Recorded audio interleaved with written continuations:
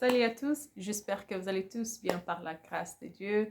Ok, aujourd'hui je vais partager notre deuxième partie et avant de commencer, nous allons prier, ok? Ok. Seigneur, nous venons devant ton trône glorieux à travers le sang de l'agneau pour soumettre ces moments entre tes saintes mains. Papa, je t'invite de venir prendre contrôle de tout, rien de moi plus de toi. Dans les noms puissants de Jésus, nous avons ainsi prié. Amen. Amen. Comme je disais l'autre fois, je suis arrivée chez moi à la maison et j'étais là devant l'immeuble et je me posais des questions. Je me disais comment est-ce que je vais faire pour monter les escaliers parce que mon appartement était au troisième niveau et je devais monter à pied. Donc pour entrer dans mon appartement.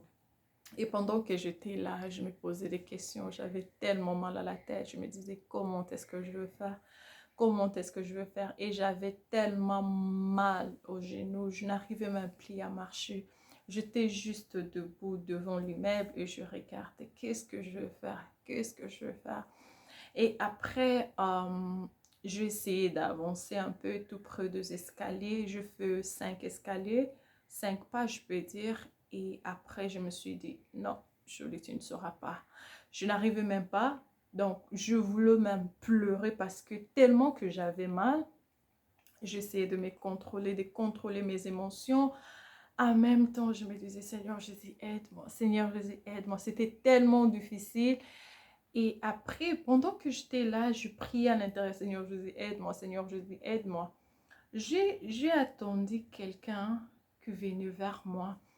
Et puis, je regardais et je vis un monsieur qui était juste là devant moi. Et il m'a dit, mademoiselle, est-ce que tu vas bien? Est-ce que ça va? Et puis, j'étais là. Je l'ai juste regardé. Je ne savais même pas quoi dire, ou quoi répondre. Je l'ai juste regardé.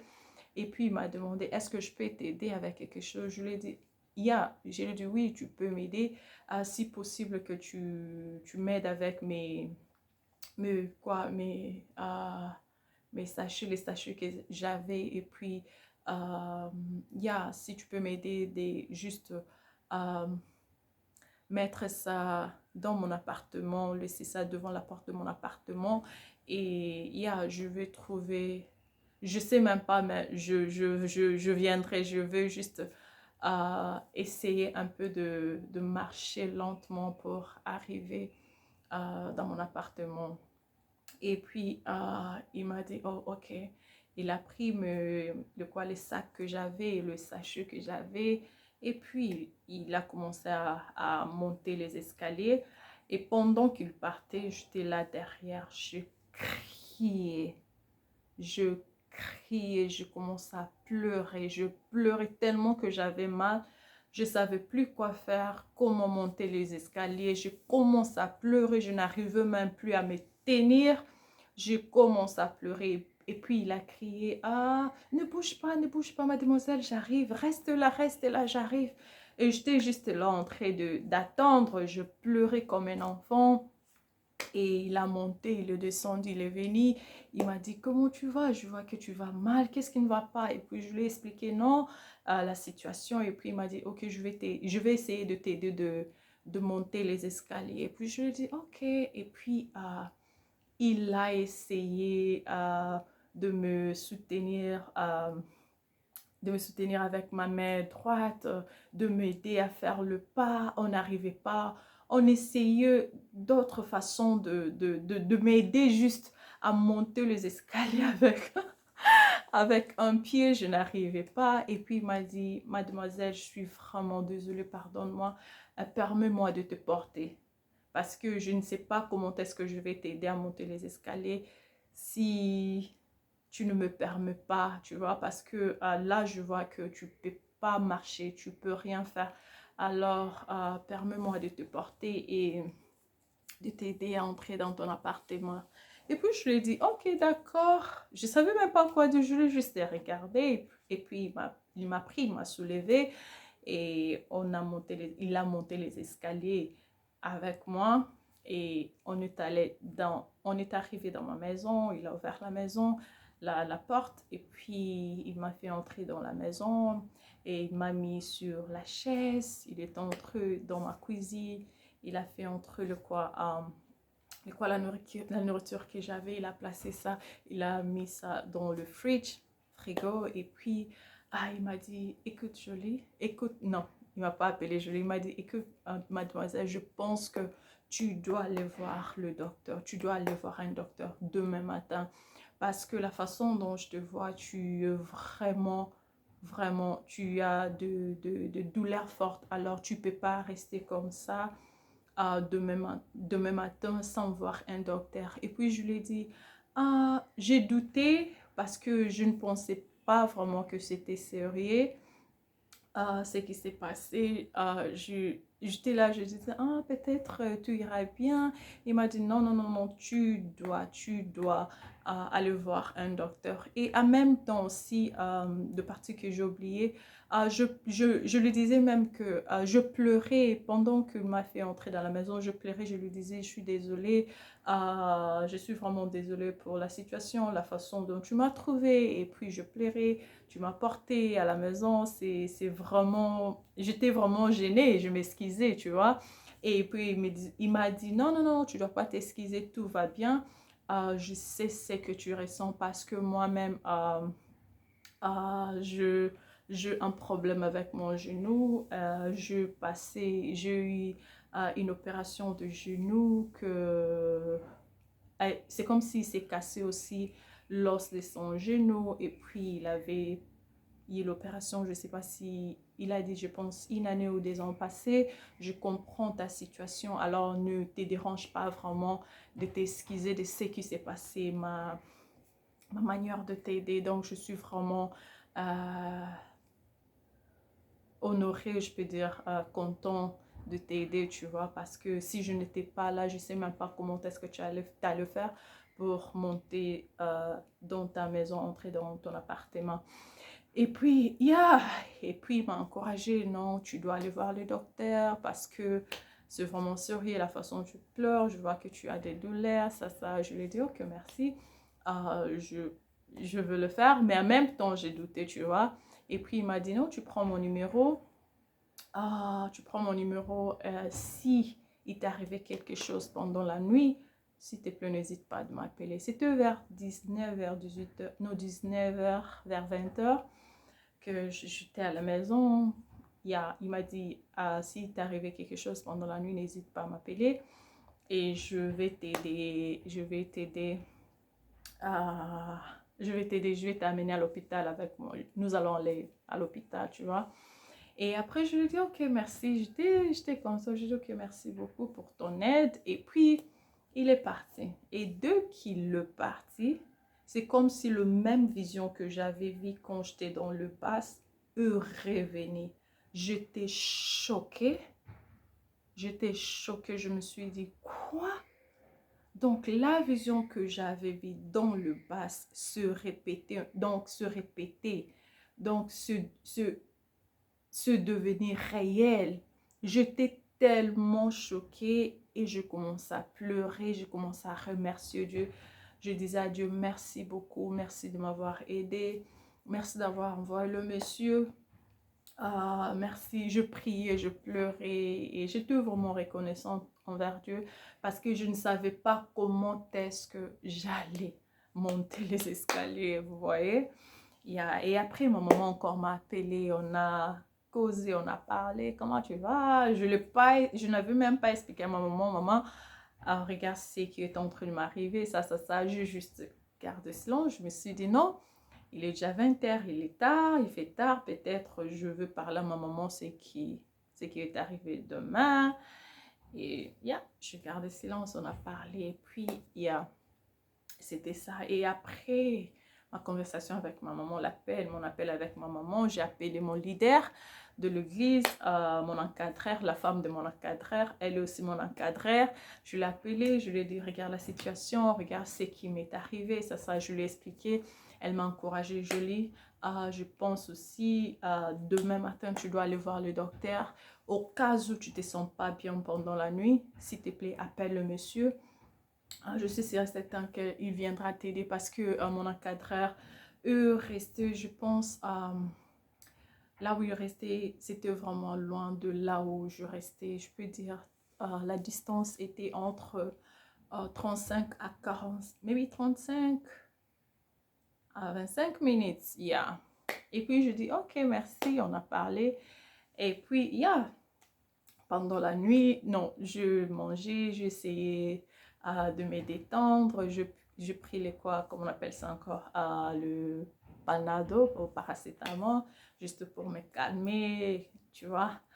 Il a calmé le douleur que j'avais. Et pendant la nuit, vers 4 heures, 4 heures, vers 4 heures, 5 heures, je pense, ouf, la douleur était vraiment forte. La douleur, j'avais tellement mal au genou. Je n'arrivais même pas à dormir. C'est comme si la douleur me réveillait, me disait, Jolie, réveille-toi, Jolie, réveille-toi. J'avais tellement mal. Et moi-même, j'avais remarqué que mon genou avait gonflé, tu vois. J'avais remarqué ça, mais je me suis dit, ok, voyons voir, peut-être demain matin, je me sens sur mes si je vois que ça ne va pas, je vais aller à l'hôpital. J'avais tellement mal, je n'arrivais plus à dormir vers 4 heures.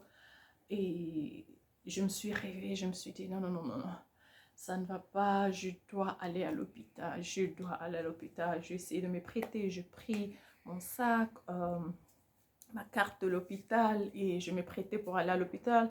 Je me suis dit non, que j'appelle mon voisin qui puisse venir m'aider. J'ai essayé d'appeler son téléphone, ça sonnait, mais il n'a pas répondu. Et puis je me suis dit, ok, je dois trouver une solution pour aller à l'hôpital. Je ne peux pas rester comme ça, vous voyez. Et j'ai appelé un taxi et puis le taxi est venu. Et j'ai essayé de sortir chez moi à la maison. Vous savez, la manière dont je suis descendue de ma maison pour aller entrer dans la voiture, c'était vraiment, je ne sais même pas comment expliquer. Donc, j'étais en train de me pousser.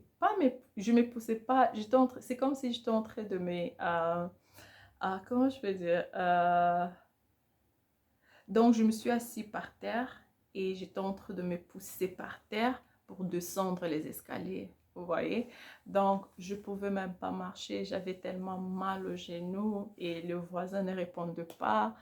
Il dormait, je pense. Et je suis descendue, le taximan m'a vu et puis il m'a dit, oh, mademoiselle, qu'est-ce qui ne va pas, ça va? Il est venu, il m'a aidé, il m'a fait entrer dans la voiture et on est allé à l'hôpital. Et nous sommes arrivés à l'hôpital, il m'a fait entrer à l'hôpital, même pour me faire sortir de sa voiture. C'était vraiment difficile. Je n'arrivais même pas. Je pleurais tellement que j'avais mal. Et Dieu merci, je suis sortie, on est entré à l'hôpital. Et il y a le docteur est venu, j'étais là, j'ai attendu comme les autres malades. Et le docteur est venu, il m'a reçu. Et puis, il m'a demandé la situation, j'ai expliqué le docteur était vraiment fâché. Mademoiselle Mongane, tu vois pas ton genou, regarde la façon dont ton genou a gonflé, tu devais être ici depuis hier. Elle était vraiment mécontente. Elle m'a dit, ok, tu vas faire la radio et puis on va voir ce qu'on peut faire. Je dis ok et je suis allée. Je fais la radio, on a fini et je me suis assise, j'attendais les résultats et puis après quelques minutes, je peux dire peut-être 5 à 10 minutes, elle est venue, elle m'a appelé, mademoiselle viens, on doit parler. Et puis j'ai vraiment vu que la dame n'était pas vraiment heureuse, tu vois. Tu comprends juste que c'est comme s'il y a quelque chose. Ici, là où je suis, il n'y a pas de bonnes nouvelles, tu vois. Il m'a dit, ok, qu'on parte d'abord dans l'autre chambre et c'est à partir de là que je vais t'expliquer la situation, le résultat de ton X-ray à la radio. Yeah. On est allé et puis il m'a poussé dans la chambre, on est entré, j'étais sur la chaise roulante. Et puis elle m'a dit, mademoiselle Mongane, je suis vraiment désolée, je suis vraiment désolée. Je n'ai pas une bonne nouvelle pour toi. J'ai une mauvaise nouvelle, tu t'es cassé l'os de ton genou. et on doit t'opérer et on doit mettre, comment on appelle ça, un, un fer à l'intérieur de ton genou. Je ne sais pas comment ils font, mais il m'a dit qu'on doit mettre un fer pour t'aider à être capable à marcher, parce que si on ne fait pas cette opération, si on ne met pas le fer à l'intérieur, donc tu ne seras pas capable de marcher, tu seras sur la chaise roulante où tu vas commencer à marcher avec le béquille pour toute ta vie. Mais avec l'opération, ça va t'aider de marcher sans béquille ou sans la chaise roulante. Donc, tu t'es cassé l'os de ton genou. C'est ça la mauvaise nouvelle. Je suis vraiment désolée. On doit t'opérer, on doit t'aider. J'étais là, j'étais choquée. Je n'avais pas de force. Je me suis posé la question, je me suis posé pas même une question, deux questions. Jolie, comment est-ce que tu es arrivé ici? Comment est-ce que tu es arrivé ici? Comment? Je commence à pleurer. Je commence à pleurer. Je pleurais comme un enfant. Elle m'a dit, yeah, c'est ce qu'on doit faire, on n'a pas de choix. Donc, on est juste là pour t'aider. Et yeah, tu dois vraiment, on doit t'opérer le lundi, parce que si je te laisse comme ça, je vois aussi ton genou, la façon dont ça gonfle, ça sera très mauvais. Je pleurais, je me disais, Seigneur Jésus, comment est-ce que je me suis retrouvée ici? Comment est-ce que je me suis cassé l'os de mon genou? Comment? Je pleurais. Elle m'a dit, je suis désolée. Et puis, il y a eu d'autres 5 docteurs, médecins, ils sont entrés dans la chambre, ils m'ont pris, ils m'ont mis sur le lit et ils étaient là en train de me mettre le plaster, ils étaient en train d'arranger mon pied. Je pleurais la douleur. La douleur était forte. Je sentais comme si mon cœur, je sentais comme si je vais vomir mon cœur, je ne sais pas, c'était vraiment, vraiment forte la douleur. Et puis, pendant que je pleurais, ils étaient en train de m'aider. Ma maman encore, elle a commencé à appeler. Ma maman a appelé, j'ai regardé. Et puis le docteur m'a dit, oh, c'est ta maman qui appelle. J'ai dit, je vais parler avec ma maman. Je pleurais, j'ai dit, je vais parler avec ma maman. Je vais parler avec ma maman. Et le docteur m'a dit, jamais, je ne peux pas te donner ton téléphone. Tu veux parler à ta maman à cet état, la façon dont tu es en train de pleurer. Mais tu veux tuer ta maman, ou tu veux, tu veux la rendre malade? Comment? Je peux pas te donner ton téléphone. Tu dois te calmer et après, je peux te donner le téléphone pour parler avec ta maman. Je pleure, je dis pardon, je veux parler avec moi, parce que je me posais toutes sortes de questions. Jolie, comment est-ce que tu es arrivé ici? Jolie, tu seras sur la chaise roulante. Jolie, d'ici là, tu vas. Donc, je me posais beaucoup de questions et en même temps, je disais, Seigneur Jésus, aide-moi. Seigneur Jésus, aide-moi. Seigneur Jésus, aide-moi. Et puis, ils ont mis le ciment, ils m'ont aidé avec les plasters, tout ça, ils ont fini. Et ils m'ont pris, ils m'ont mis sur la chaise roulante, ils m'ont donné les béquilles. Et après, le docteur m'a dit, je vais te donner le médicament que tu dois prendre maintenant et tu dois appeler ta soeur ou je ne sais pas qui, ton ami ou quelqu'un de ta famille de venir t'aider, parce que je ne pense pas que tu dois appeler un taxi pour te ramener à la maison, parce que le médicament qu'on va te donner, ça va te rendre un peu faible, et puis si tu vas commencer à dormir. Dès que je te donne le médicament, tu vas commencer à te sentir comme si tu es dormi, tu vas commencer à avoir de vertiges, des trucs pareils. Alors, je ne peux pas te laisser rentrer à la maison avec un taximan, un chauffeur, tu vois. quelqu'un que tu ne connais pas. Je pleurais. Je pleurais là. J'ai dit, ok, je dois appeler quelqu'un, Yeah! On s'arrête là aujourd'hui. Voilà, je vais continuer notre 3e épisode prochainement.